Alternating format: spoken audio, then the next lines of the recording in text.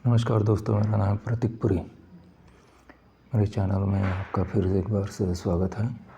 आज हम बात करेंगे उमर खालिद की। उमर खालिद को आप भूले तो नहीं हैं? उमर खालिद को अभी जेल में बंद हुए 4 साल से ज़्यादा वक्त हो चुका है और उसे ज़मानत नहीं मिली है। 2020 में दिल्ली के दंगों में उमर के साथ साथ कई लोगों को जेल में ठूस दिया गया। उनमें से कुछ लोगों को ज़मानत मिली, लेकिन कुछ लोगों को नहीं मिली। यह संयोग की बात है। ऐसा आपको लगेगा कि जिन लोगों को ज़मानत नहीं मिली उसमें ज़्यादातर मुस्लिम हैं, और बीजेपी के शासनकाल में मुस्लिम होना एक गुनाह होना के बराबर ही है। तो अव्वल तो एक मुसलमान होने के कारण, दूसरी बात उसका दंगलों में जो दंगल हुई थी उसमें उसका शामिल होना, तो उसे ठूस दिया गया, उसे ज़मानत नहीं मिली। उमर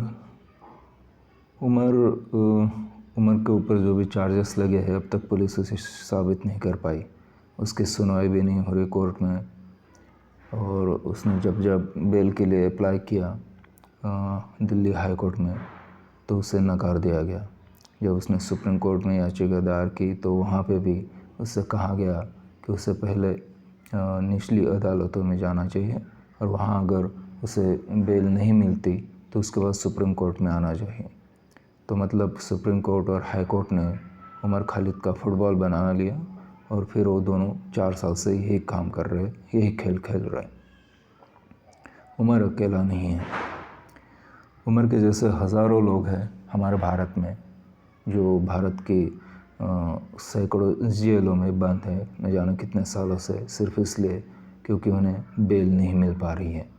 और बेल इसलिए नहीं मिल रही क्योंकि या तो गरीब है, या फिर सरकार में जो बैठे हुए लोग हैं उनसे उनका कोई ताल्लुक़ नहीं है, उनके साथ उनकी दोस्ती नहीं है, या वो मुसलमान हैं, या फिर उन्हें अर्बन नक्सल कहा गया है इसलिए। मसलन GN साई बाबा, जिन्हें 8 साल जेल में डाल दिया गया, उन्हें बेल नहीं मिली, और जब उन्हें बेल मिली तो कुछ ही महीनों में उनका निधन हो गया। तो ऐसे सैकड़ों हज़ारों लोग हैं हमारे देश में। ये हमारे देश की न्याय व्यवस्था की एक शोकांतिका भी कह सकते हैं इसे, एक काला सच है। आपको शायद यकीन नहीं होगा कि पूरे देश में लगभग 2-2.5 करोड़ मामले अभी भी फंसे हुए हैं जहाँ कोई सुनवाई नहीं हो रही है, और उसके कारण हज़ारों लोग अभी तक जेलों में बंद पड़े हैं। तो अगर उनकी सुनवाई होती और अगर वो कन्विक्टेड होते, उनके ऊपर जो भी आरोप लगे हैं अगर वो सच भी साबित होते तो भी उन्हें इतनी सज़ा नहीं मिलती जितनी की सज़ा उन्हें बिना बेल के जेल में बंद रहने के लिए मिल रही है। तो बीजेपी ने एक नया खेल रचा है, प्रोसेस इज़ द पनिशमेंट। मसलन आपके ऊपर किसी ईडी कोई छापा मार देती है, या फिर पुलिस आपके खिलाफ़ कोई देशद्रोह का FIR दर्ज करा देती है और आपको जेल में ठूस देती है। आपके खिलाफ़ कोई सबूत उनके पास होता नहीं है, मिलता नहीं है, लेकिन जब आप कोर्ट में जाते हो, बेल के लिए अप्लाई करते हो तो आपको बेल नहीं मिलती है। आप चक्कर काटते रहते हो अदालतों के और जेल में सड़ते रहते रहो। ये प्रोसेस ये प्रक्रिया यही एक सज़ा बन जाती है। असल सज़ा तो आपको मिलती नहीं है। शायद आप बेगुनाह हो, लेकिन आपको जेल में रखना है ज़बरदस्ती, तो इसलिए ये सब बातें हो रही है। तो उमर के साथ भी यही हो रहा है, और उमर के साथ कई दोस्त हैं जो अभी भी जेल में बंद हैं। ये 20-25 साल के नौजवान हैं, और उनका डर लग रहा है बीजेपी को कि वो पता नहीं किस बात का डर है, मुझे तो कुछ समझ में नहीं आ रहा। अगर उनके खिलाफ़ सबूत है तो वो चाहती है सत्ता में तो बीजेपी, वो कब भी चाहे, और उनकी न्याय व्यवस्था भी अभी उनके हाथों में है। ये तो कई न्यायाधीशों ने, यहाँ तक कि सुप्रीम कोर्ट के न्यायाधीशों ने भी साबित कर दिया कि वो बीजेपी प्रो है सबके सब। तो उन्हें डर किस बात का है? वो अगर उनके पास सबूत है तो वो कभी भी सज़ा दे सकते हैं, लेकिन ऐसा हो नहीं रहा है। तो उसका एक ही कारण हो सकता है कि उनके पास कोई सबूत नहीं है उनके खिलाफ़, इसलिए वो बस उनको जेल में सड़ाना चाहते हैं। आप सोचेंगे कि मैं उमर की तरफदारी कर रहा हूँ, तो ऐसा बिल्कुल नहीं है। मैं किसी की तरफदारी नहीं कर रहा। लेकिन आप एक बात याद रखिए कि ऐसा वक्त आपके साथ भी गुज़र सकता है, ऐसे हालात आपके साथ भी हो सकते हैं।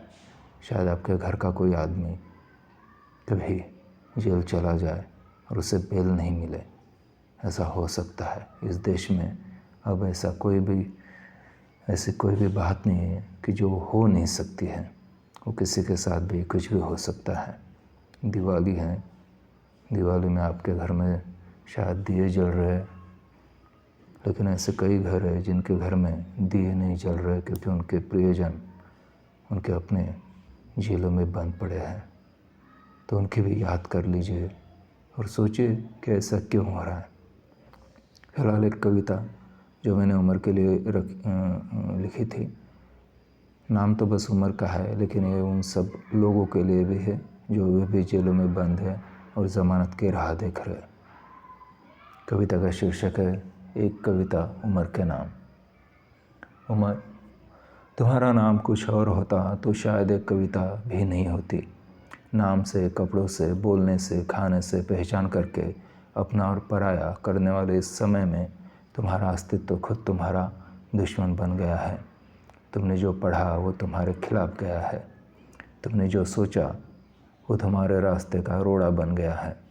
तुमने जो किया है उससे भी ज़्यादा तुमने जो नहीं किया उसकी सज़ा भुगतना तुम्हें ज़्यादा तकलीफ़ दे रहा होगा। तुम सही हो या गलत हो मैं नहीं जानता, तुम भी शायद नहीं जानते, और जो जानने का दावा करते हैं वो कुछ भी खुलकर नहीं बताते। शायद बताने के लिए उनके पास कुछ भी नहीं है, और यह बात भी वो बताना नहीं चाहते। हताशा, निराशा, मायूसी, उदासी के इस दौर में तुम कौन से सपने देख रहे हो उमर? तुम कौन सी कविताएं कर रहे हो उमर? तुम किन अजीज़ों को याद कर रहे हो उमर? तुम्हारा दर्द समझना मेरी कल्पना के परे नहीं है, क्योंकि तुम एक छोटी सी जेल में बंद हो और हम सब एक बड़ी सी जेल में बाहर बंद है। हम भी बहुत कुछ कहना चाहते हैं लेकिन कह नहीं पाते। हम भी अपनी आज़ादी को उसी तरह मिस कर रहे हैं जैसे तुम और हम दोनों ही बंदी है इस वर्तमान के।